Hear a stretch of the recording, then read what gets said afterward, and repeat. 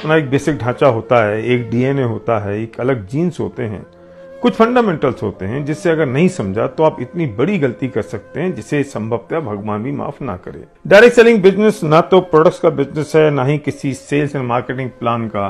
ये सिर्फ और सिर्फ लोगों का बिजनेस है।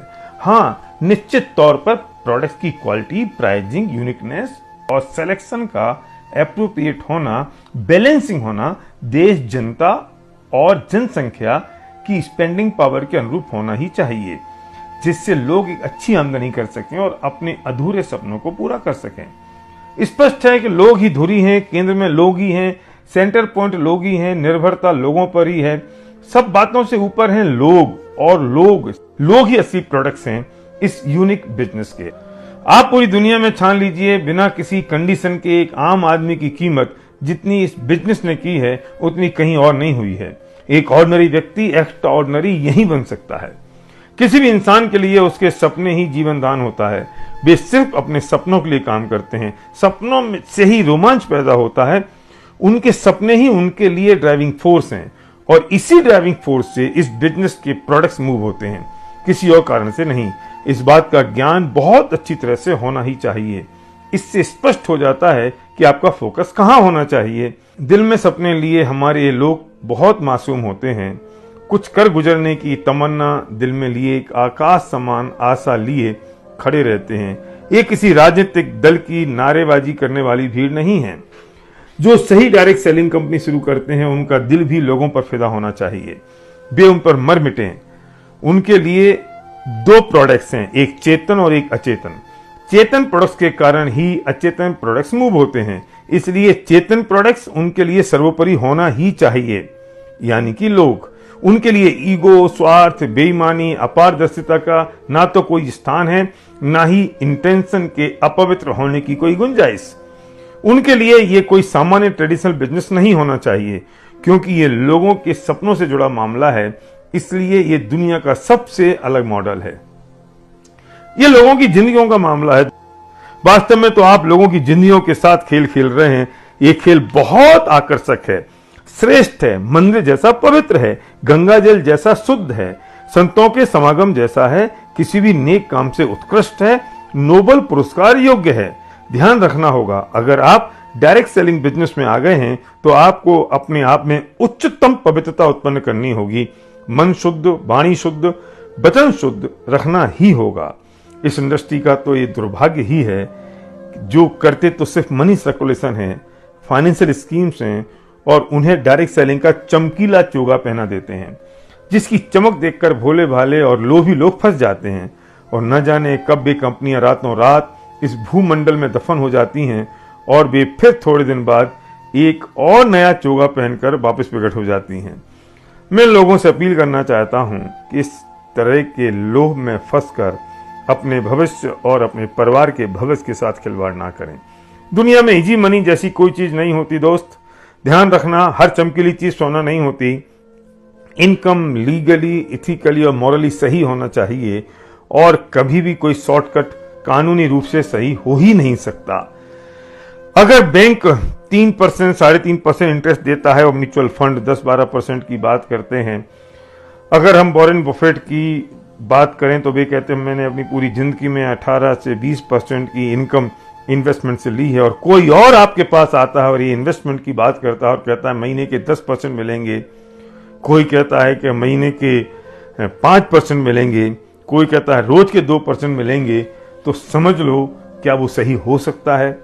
और हम अपनी गाड़ी खून पसीने की कमाई, अपनी इज्जत, अपना सम्मान दांव पे लगा देते हैं, जिसका हश्र बुराई होता है। भारी मन से कह रहा हूं, बेहतर है आप इस पवित्र बिजनेस से दूर चले जाएं, अगर आप इसके लिए तैयार नहीं हैं तो।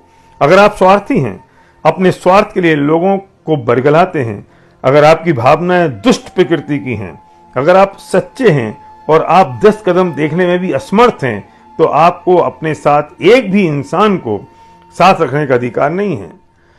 आपकी दृष्टि में एक सामान्य टॉर्च जितना भी दूर देखने की ताकत नहीं है। जब आपको पता नहीं है कि इस तूफानी सागर में आप कहां और कैसे पहुंचेंगे, और आप चल दिए पूरा कुनवा लेकर, तो किनारे पर पहुंचना तो तुक्के की बात होगी, पर डूबना तो निश्चित है। भीड़ के आगे खड़े हो जाने से आप एक लीडर नहीं बन जाते। अगर आप एक भी व्यक्ति को अपने साथ ले आए हैं तो आपको बड़ी जिम्मेदारी महसूस करनी होगी, गंभीर जिम्मेदार बनना होगा। और अगर ये जिम्मेदारी आप महसूस नहीं करते हैं और ये बोझ आप उठाने में असमर्थ हैं तो बेहतर है आप इस नेक काम से दूर चले जाएं।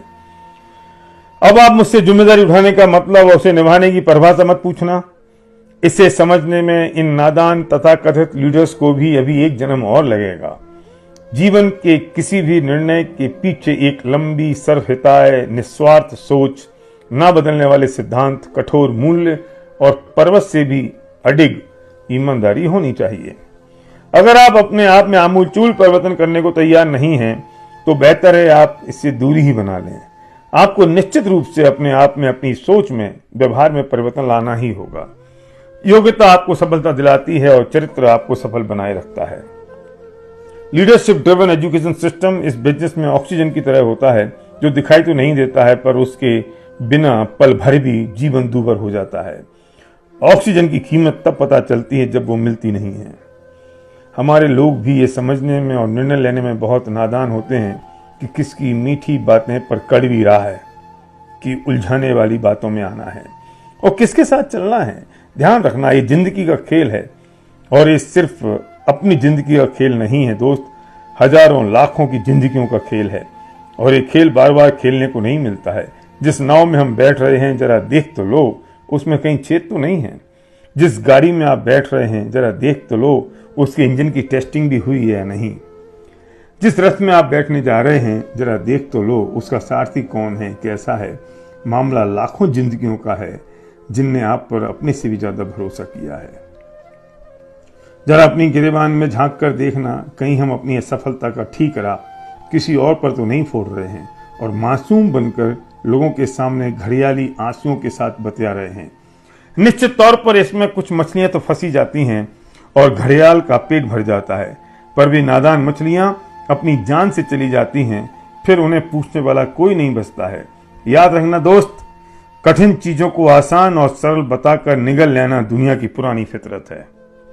दुर्भाग्य है कि कमजोर व्यक्ति ना तो अपने को कमजोर समझता है और ना बेईमान अपने आप को बेईमान समझता है, ना बदमाश अपने आप को बदमाश समझता है, ना स्वार्थी अपने आप को स्वार्थी और ना मूर्ख अपने आप को मूर्ख समझता है। सब अपने आप को अच्छा, समझदार और सही ही समझते हैं और उसी के अनुसार अपने फेवर में तर्क ढूंढ लेते हैं, जिसे हम अपना अपना विनिंग फॉर्मूला कहते हैं। और उसी अपनी बनी बनाई खोल में वो लोग जीते रहते हैं। रावण ने सीता का अपहरण किया तो वो उसे भी सही ही साबित करता रहा और दुर्योधन द्रौपदी के चीरहरण को। ये तो राम ने और श्री कृष्ण ने साबित किया कि सही क्या था और गलत क्या। इसके सही गलत का निर्णय तो वक्त ही बताता है और जब पता चलता है तब तक हाथ कुछ नहीं रहता है।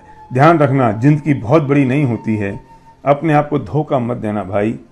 जितने लोग इस खेल के मैदान में हैं उन्हें समझ लेना चाहिए, निश्चित रूप से ये खेल जो लोग इसके फंडामेंटल रूल्स के साथ काम करते हैं उनकी जिंदगियों में आमूलचूल परिवर्तन कर देता है। जो लोग कुछ नहीं करते हैं वे बिल्कुल वैसे ही रहते हैं जैसे थे। ना तो कुछ बिगड़ना है ना कुछ सुधरना है। जब कुछ किया ही नहीं तो कुछ होना भी नहीं है। जो लोग इसके फंडामेंटल रूल्स को जानबूझकर या अनजाने में नहीं समझते हैं या समझने का लोगों के सामने नाटक करते हैं, उन्हें खत्म होते हुए भी इन्हीं आंखों ने बड़ी करीबी से देखा है और फिर वे कहीं के नहीं रहते हैं। अपने आप से वादा करना होगा हम अपने और अपनों के सपनों के लिए पवित्र मन से समर्पित हैं। इस संबंध में मेरा आपसे अनुरोध है, कृपया मेरी इस बात की कोई समीक्षा ना करें और ना ही इसे अपने ऊपर आने वाला तीर समझें। और अगर आप ऐसा करते हैं तो इसका मतलब होगा कि कहीं घाव है तो टिंचर लगने से चिमना रहा है। अगर ऐसा होता है तो आपको इस लेख को और एक बार पढ़ना होगा, सुनना होगा और मलहम लगानी होगी। किसी शायर ने कहा है, मगन था मैं सब्जी में नुक्स निकालने में और कोई खुदा से सूखी रोटी का शुक्र मना रहा था।